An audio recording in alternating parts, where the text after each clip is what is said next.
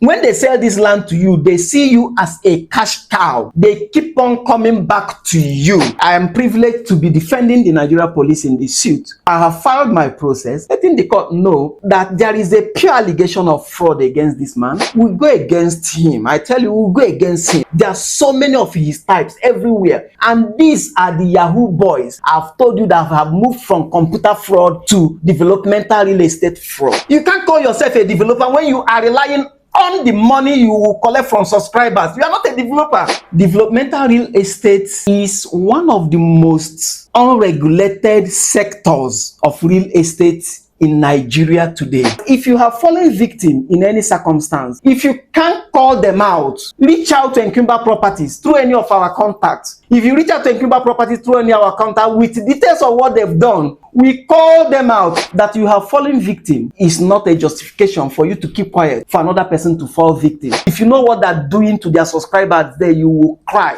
I don't want to deal with money lays. Their problem is too much. It is safer that I go through a real estate company and buy into their estate, because they have already finished dealing with Omonile, they have already finished dealing with the government. Now you are back to square one. The major reason why most Nigerians are falling victim in the hands of these Yahoo boys that parade about as developers is because of the housing deficit. Are you aware that Nigeria is underhoused by more than 28 million housing units? I commend Governor Soludo of Anambra State, who has a list of a lot of real estate companies that are illegally operating in Anambra, a list of them. I think the government concerned or the agency concerned will see this video and do the needful. Which responsible government will actually leave that to chance? And people are falling victim.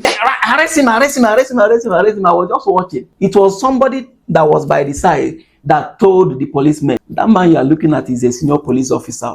He will charge infrastructure fee. He won't put the infrastructure in place. By the end of the day, you end up being a semi-tenant in your own subscribed property. You want to become a landlord. You want to run away from landlord stress. You want to own your own house, but you end up being a semi-landlord. You don't know whether you are a landlord. You don't know whether you are a tenant by the end of the day.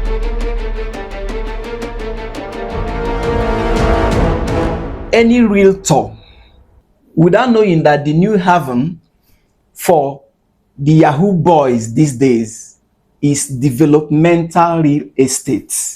Developmental real estate has provided a new avenue of source of income for the Yahoo boys. The truth is that most of them are shifting from internet fraud to developmental real estate. And you may be interested in knowing why developmental real estate is now the in thing for the Yahoo boys. Developmental real estate, you would want to know, is one of the most unregulated sectors of real estate in Nigeria today. Now, to start with, for you to understand what I mean, we have different aspects of real estate. In one of my previous videos, I analyzed the different aspects of real estate which any investor could use as a vehicle to investing in properties. Part of them is rental real estate, but our interest today is developmental real estate, because a lot of quacks, a lot of criminals, a lot of fraudsters have continually on daily basis took and are continuously taking advantage of people who don't know their right from their left, especially first-time investors. Now, developmental real estate is the type of real estate where an investor acquires the land, processes the necessary permits, the building plan, get the approval from the relevant authorities, and builds from ground to top.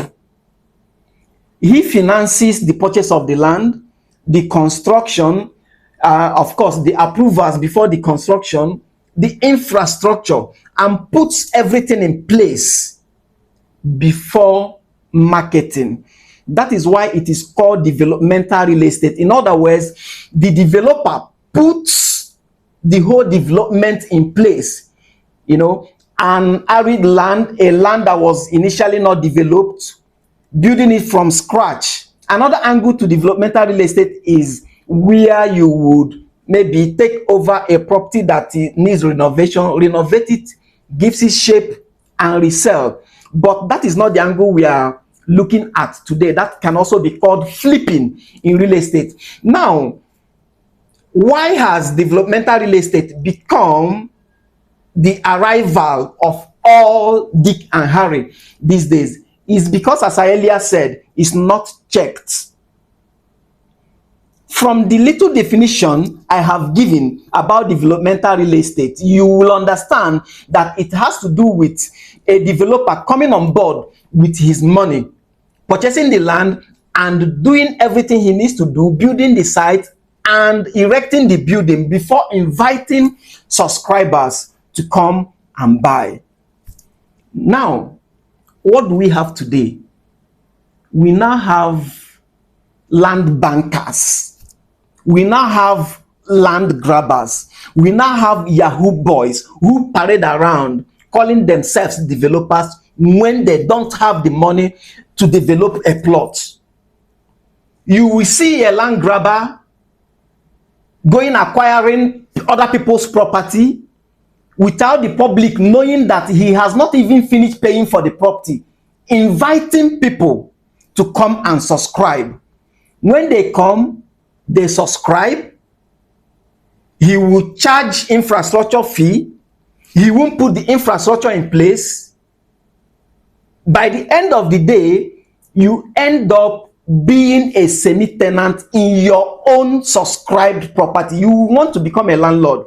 You want to run away from landlord stress. You want to own your own house, but you end up being a semi-landlord. You don't know whether you are a landlord. You don't know whether you are a tenant by the end of the day.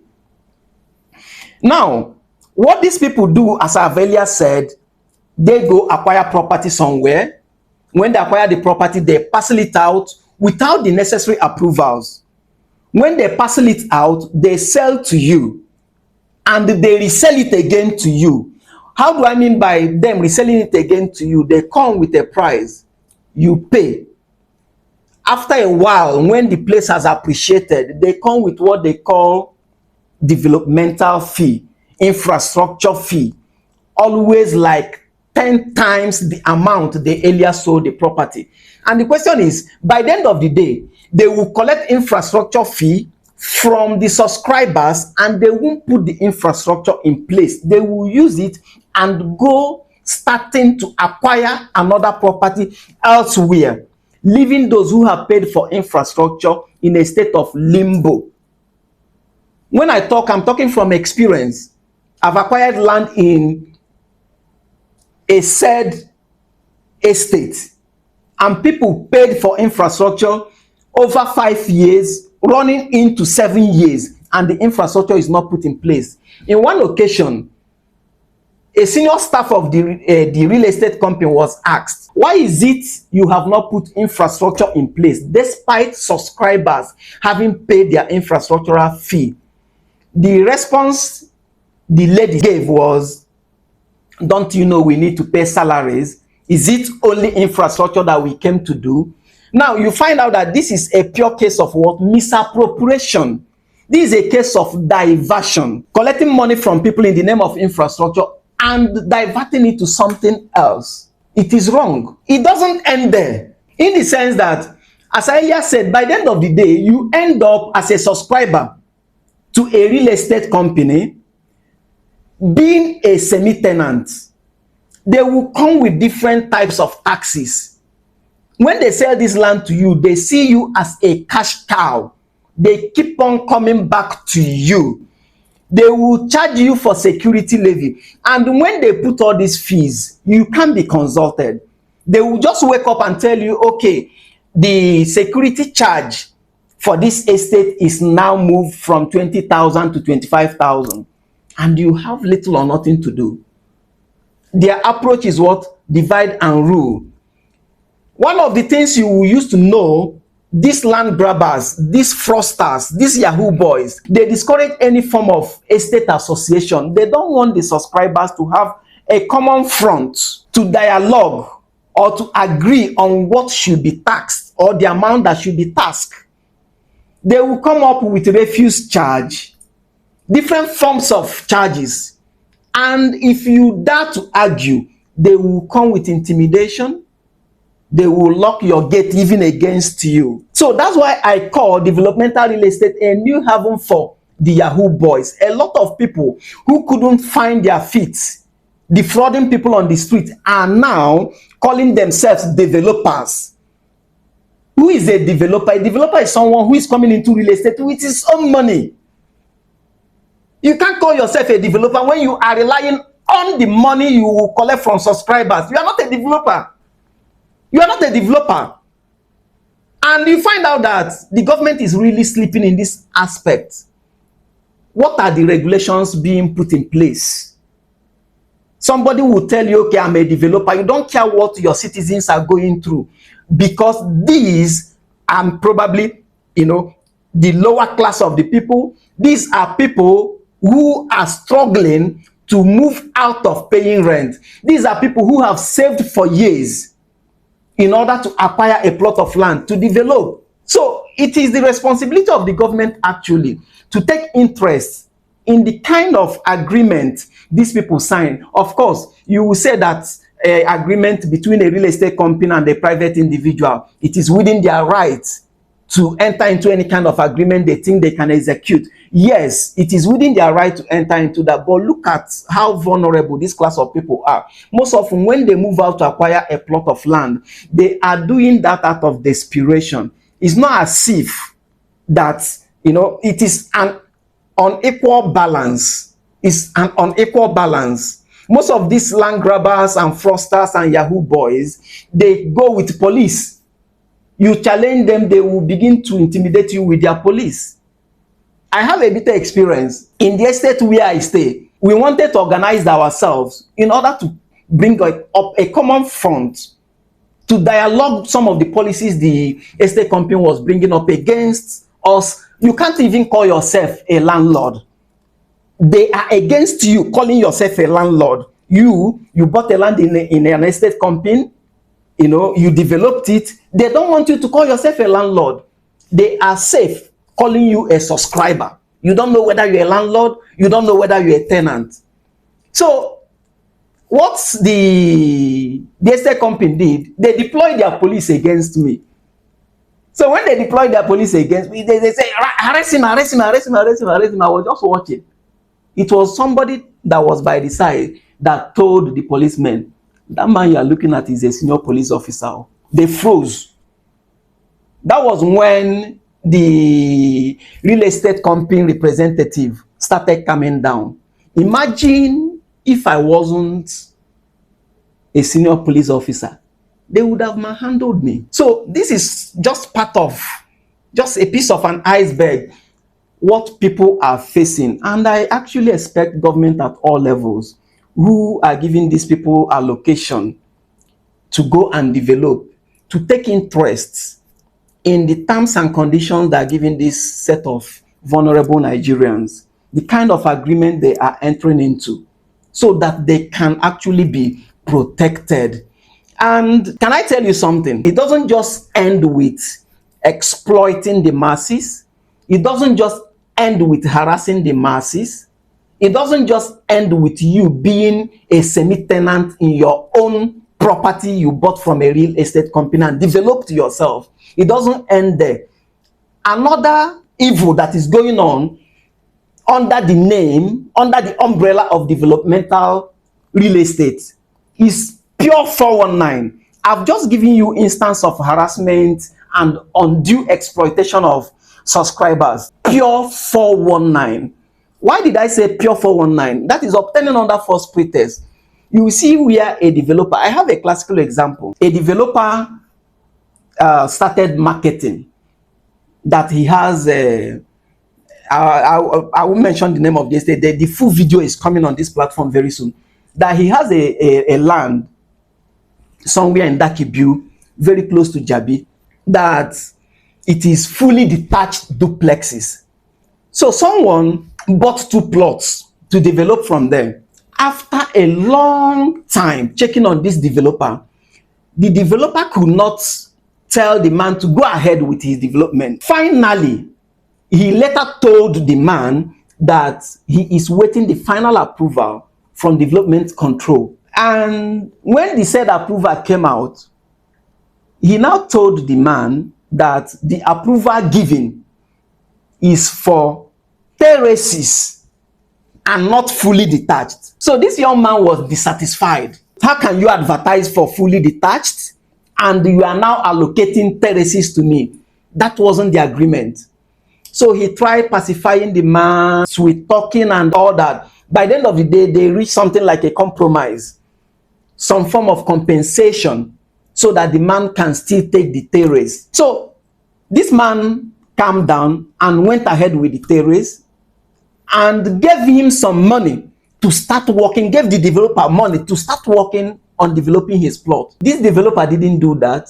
Rather, he allegedly revoked the allocation of this man that had waited for him for almost 1 year, within which the approval took in coming out, and now resold it to another person. The reason being that he delayed, the man delayed in funding or in developing his own part of the terrace.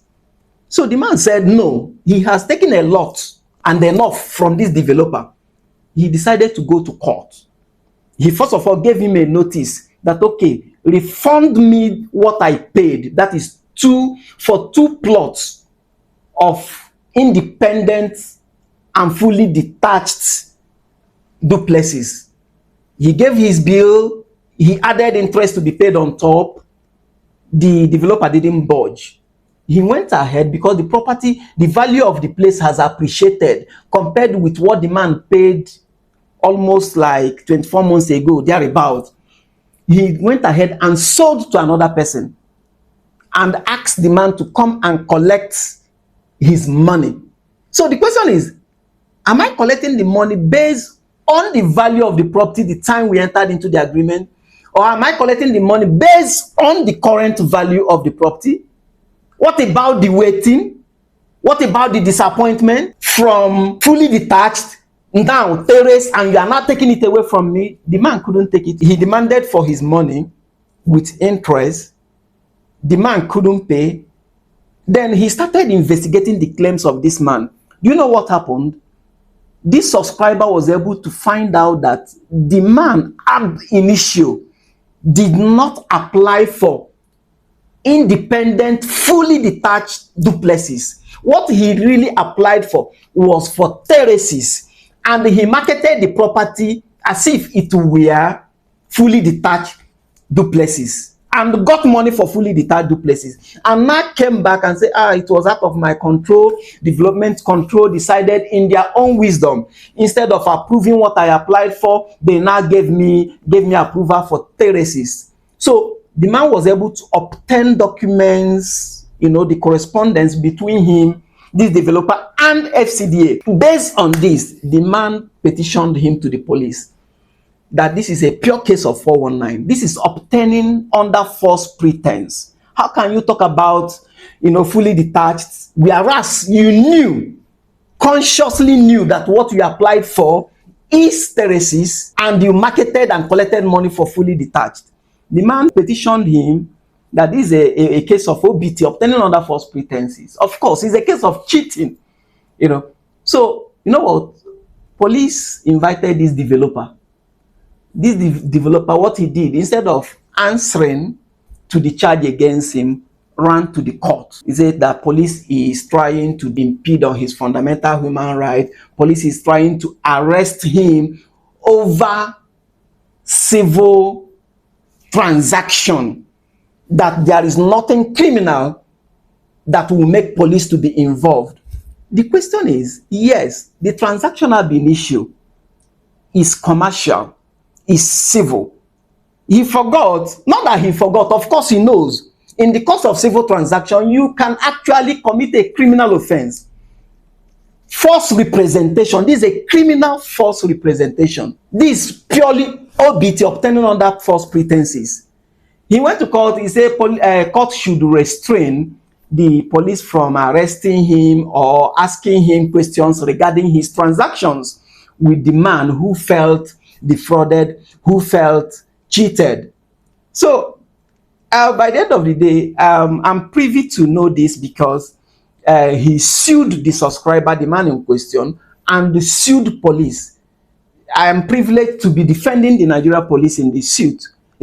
I have filed my process, letting the court know that there is a pure allegation of fraud against this man. Prima facie case of obtaining under false pretense has been established against him. That court should, throw the application out from the window. There is no merit in the application, and allow police to continue with the investigation of fraud against this young developer.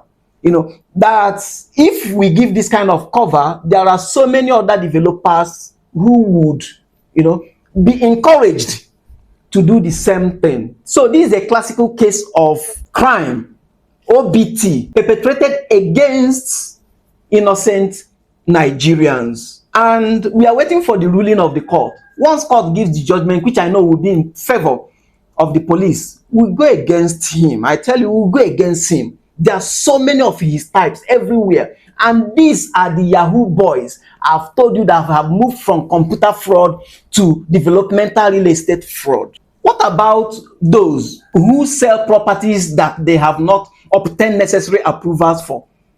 Like the example I just gave to you. What about also people who have information they know that if the subscriber were to be privy to, that subscriber will not be able to buy into it? For instance, the Broadview Estates video we just shot on this platform, if we knew, the subscribers knew that the necessary approvals have not been gotten by the developer, you think any subscriber would have been able to buy into it? We have so many instances of that, where people consciously sell falsehood to the public in order to collect their money.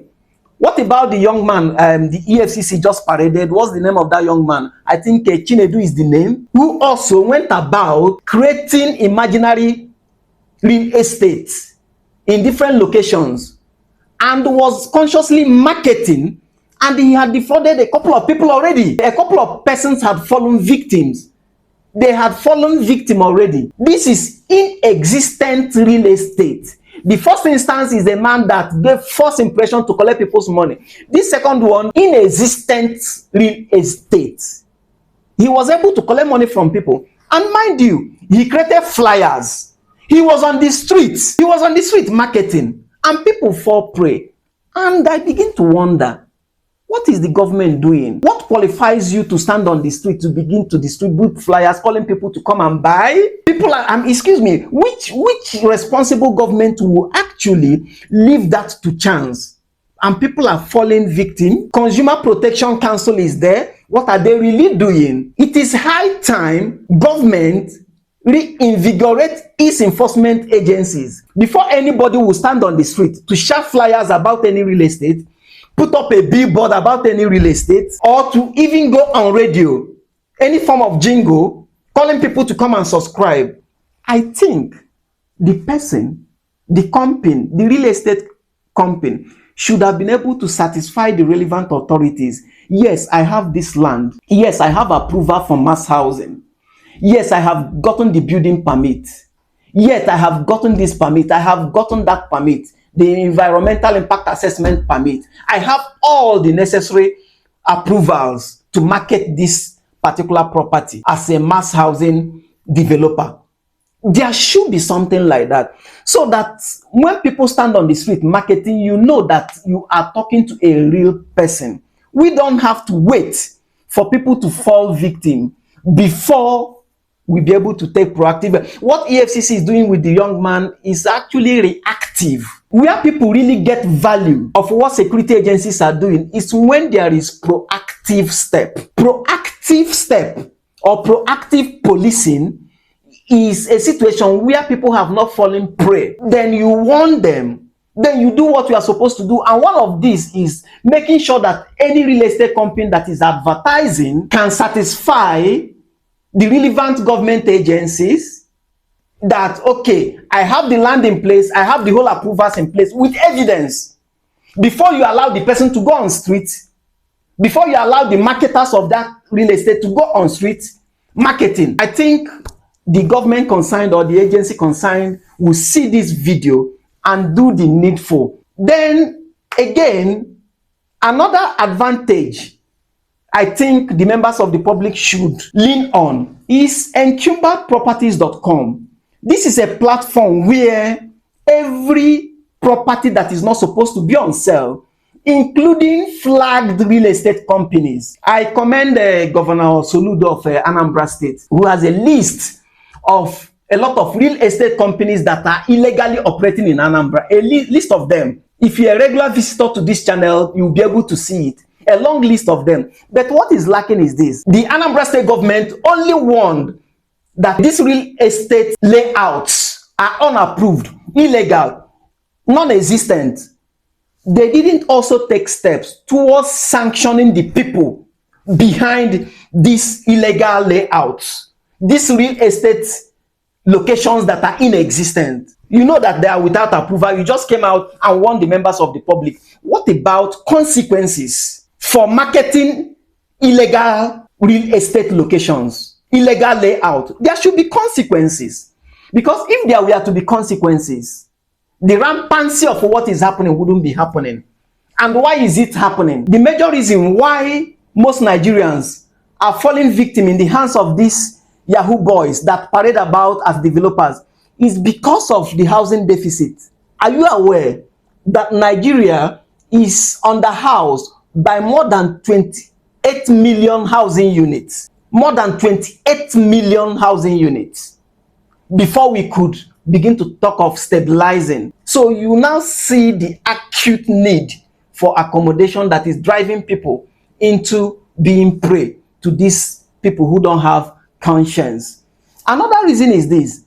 You know, like 20 years ago or thereabout, a lot of people believe that they want to run away from the hassles that has to do with acquiring property. I don't want to deal with money-lays. Their problem is too much. It is safer that I go through a real estate company and buy into their estate, because they have already finished dealing with money-lay. They have already finished dealing with the government. Now you are back to square one. It is now safer. You go straight and get your allocation from the government. It's now safer. You go straight to the natives and buy from them. You know that you are buying peace of mind, because most of these real estate developers, they don't pay. They drop deposits and start developing without approvals. So you trying to run from government bureaucratic process of getting approvals, you are back to it. I live in an estate where I have stayed for about 10 years now. Till tomorrow, they are still talking about getting approval, not getting approval. Demolition threat today, demolition threat tomorrow. Meaning that about 11 years ago, when we bought into that said real estate, there was no approval. That's what it means. There was no approval. Up till today, they are still struggling with FCDA. No approval, no approvals, no approvals. They are still struggling with regularization, which is wrong. It's not supposed to be so. Another reason why people are falling prey is because they can't really buy from a true developer. A true developer has finished everything, finished building. Now, to buy a finished house in Nigeria, take Abuja for instance, if you don't have about 100 million, you won't be able to do it. Let's talk about a standard bungalow, 3-bedroom bungalow within FCT. You will be talking about average of 50 million. If you are talking about duplex within FCT, you'll be talking about 100 million and above. Now, which average Nigerian has this kind of money? So they will prefer to, okay, buy from all these quacks who are parading themselves as developers. They buy from them and they now develop at their own rate, at their own pace. It can take them like 3 years to finish developing as the fund flows. That's one of the reasons why people are falling prey into the hands of these quacks who call themselves developers. Another reason is because of your government. The government is not checkmating these people. And the earlier the government does this, the better for each and every one of us. One other thing I want to tell you is this. If you have fallen victim in the hands of any of these quacks, any of these Yahoo boys who call themselves developers, don't wait for your neighbor. Don't wait for the next person to fall victim. For instance, I know of a real estate company, KYC. If you know what that KYC Lube Road, if you know what they're doing to their subscribers there, you will cry. You want to save money, but you enter into a transaction that will end up taking you what you would spend in building 3 duplexes somewhere else. They keep on sapping you. The details of what is happening in KYC Lube will come up on this platform very soon, so that you will be wary and not buy from them. They are traps set by Yahoo boys. They want to keep you as a cash cow. So what I'm trying to advise each and every one of us to do is that if you have fallen victim in any circumstance, if you can't call them out, reach out to Encumbered Properties through any of our contacts. If you reach out to Encumbered Properties through any of our contacts with details of what they've done, we call them out. This platform is for the people, is the people's voice, so that the next person won't fall victim. It's called Encumbered Properties because we bring to you notices, details of properties that are traps, investment traps, details of properties that are in dispute, details of properties that are encumbered, and details of properties that are for any reason shouldn't be available for sale, including all these Yahoo boys parading as developers. We bring their ills to you so that you will be able to know them and avoid them. Reach out through any of our contacts as displayed on this channel and report any of these kind of unconscionable behaviors, so that we air them here for the interest of your neighbor. Remember, one way to serve the society, to help ourselves, is to be our neighbor's keeper. That you have fallen victim is not a justification for you to keep quiet for another person to fall victim. By the way, make sure before you go into any transaction, buying any property, no matter the size, that you visit encumberedproperties.com. There you will see a lot of property that have been flagged for your own good. And if you need a real update regarding properties that you shouldn't buy, don't go out of this channel without subscribing, so that you will get notifications anytime we drop any property that you shouldn't dare going close to, for the interest of your hard-earned money. If you have really worked for that money, you shouldn't throw it away. Till I come your way again, I remain Madueke, Enwere, your real estate lawyer, a senior police officer, and the founder, Encumberedproperties.com.